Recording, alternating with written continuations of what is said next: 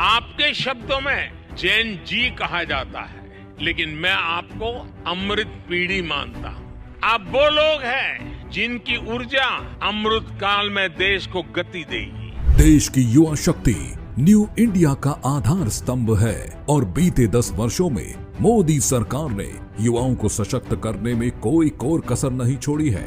नई शिक्षा नीति हो या IIT, IIIT, IIM, AIIMS, medical colleges और यूनिवर्सिटीज का विस्तार कर युवाओं को उच्च शिक्षा के अपार अवसर प्रदान किए गए हैं। मुद्रा योजना, नए स्टार्टअप्स और यूनिकॉर्न से लेकर खेलो इंडिया तक, इन सब के साथ युवाओं के लिए हर जरूरी पहल की गई है।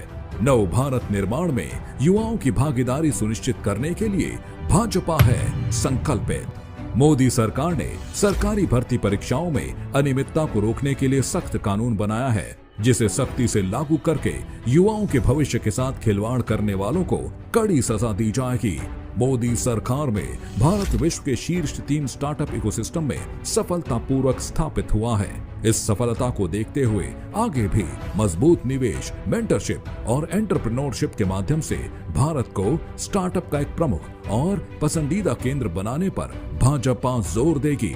PLI और मेक इन इंडिया से मैन्युफैक्चरिंग एक प्रमुख आर्थिक क्षेत्र के रूप में उभरा है। भाजपा भारत को एक ग्लोबल मैन्युफैक्चरिंग हब बनाने और इस क्षेत्र में रोजगार बढ़ाने के लिए संकल्पित है।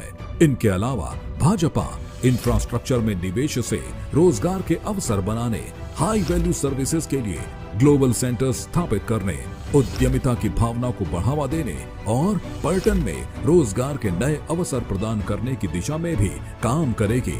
संकल्प से सिद्धि की जिस यात्रा पर देश चल रहा है, न्यू इंडिया के जिस सपने को पूरा करने के लिए आगे बढ़ रहा है, उसकी बड़ी जिम्मेदारी देश के युवाओं पर है और उन्हें सशक्त करने की भाजपा पर, और अमृत पीढ़ी को सशक्त करना ही है मोदी की गारंटी।